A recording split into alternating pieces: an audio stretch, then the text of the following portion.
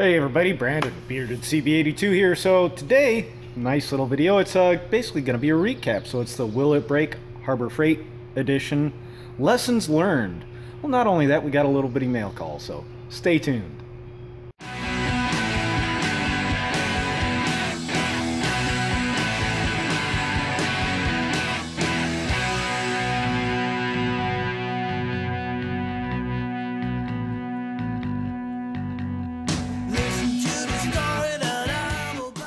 Alright, so first thing we're going to go ahead and get to, I'll put those ratchets back down. Got a little mail call here from TJ over at H&H Country. He's been doing some moving around.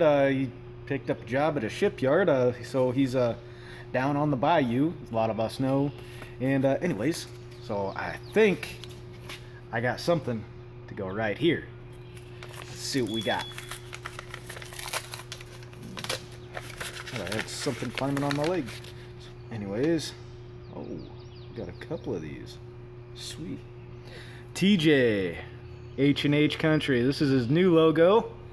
Latest and greatest. So, gave me two of these. So I got one. Gonna go on the gun cabinet with the rest of my outdoor stickers and stuff at home. And then one, right here, we will put right there, right below his other one. So I got his second logo. Let me bring you guys in and take a look. So that was the second logo he did. The first one was I think it was a skull and cross wrenches, regular skull and cross wrenches.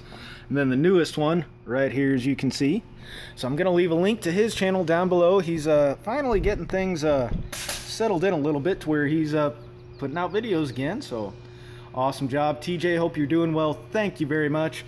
Now for the fun part, lessons learned on the Will It Break Harbor Freight Series Edition. Now, a lot of us know that sometimes it's hard to, you know, find a decent impact adapter outside of having to spend a chunk of change on a tool truck. And I already knew this before because, as you saw, the other ones that I had of these were fairly new because they'd been warrantied out and warrantied out and warrantied out, because they're not made for it. They're not even made for cordless. As we obviously saw using the torque wrench to find out what range everything would break at. Yeah, they're heck, not even if you had a larger ratchet, that's 1/2 inch, or you know, even a longer 3/8 ratchet, you know, pick your poison, or a 3/8 breaker bar, they're just not going to do it. And a lot of people said, well, you'll never put that much torque on a 3/8. I do on this guy, and the other one, and my other one, and these will take it. I can literally stand on top of this ratchet and not have to worry about it, literally. And I have, because sometimes this low profile with a 15/16 socket is the only thing that works for some of the stuff that I work on these particular trucks. Now that's my instance. Other places, hey, if you can get an impact in there, go for it. It's a heck of a lot easier. If you can get a 1/2 inch ratchet in there, go for it. It's a little bit easier on it, but sometimes you got to use what you got to use. Now, the sockets, these are both the 3/4 inch ones. One's the 3/8, and that's the 1/2 inch drive one. Biggest complaint on these guys is just the lack of retention on an anvil on a ratchet. Outside of that, for getting the living crap beat out of them, they did okay. So and these came out of, I think it's like what is it, a $10 or $15 set, depending on sales and everything else that came with the two roto head, a 1/2 inch and a 3/8 ratchets. Those ratchets did not hold up so well. And I said it before when I got that when I first unboxed those. Take those ratchets out, put something that's, you know, half decent that'll fit in there, and you'll have a, you know, a relatively decent kit. It'll be a good kit for a home. Starting out, I already said all that. So people only focus on the negative the moment they hear one bad thing about these, even if the sockets don't hang on. Yeah, the trolls like to jump all over that. Now, one that we did test earlier, the 3/8. I decided to lump this one in as well. This one was the new warranty one, and I had to do some looking. I had to look through almost every single ratchet they had when I went to replace each of these to find one with a semi-positive switch. The reverse on them, you know, that's a personal preference deal. I like mine to go one way. That's not a killer. Having a ratchet where the switch will just float on you just from when you set it down and pick it up. I'm not talking about throwing it across the shop and expecting it to do whatever. Just from setting it down, picking it back up, and you've got absolutely nothing going on there, or it's going the other way. That'll piss you off pretty quick. But this one, almost, you know, there's a little bit of positivity in there, but I had to look. I mean, I had to go like 4 or 5 ratchets in before I found one. And then same on the 1/4 inch. So you have to hunt for them, but occasionally you'll find one where there's a little bit of positivity in the switch. Now this guy, well, this I think there's plenty of other ones out there on the market that are roughly the same price range as this that would be a little bit better.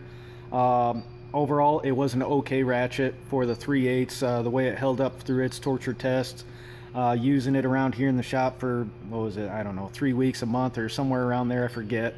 But I was using it, you know, often enough to get a feel for it. And for me, I'm keeping this one around for comparison. And well, if I ever rotate stuff around, you know, motorcycle, truck, car, you know, it's gonna have a place. And I liked it enough to keep it, if that says anything. The Rotohead ones, those are going into the bottom of the cart to the trade-in pile for whenever Snap-on happens to have another trade-in specialty on the truck. You know, trade in a 3/8 ratchet, get like $35 or $45 off, or however they run it on whatever they have for your options.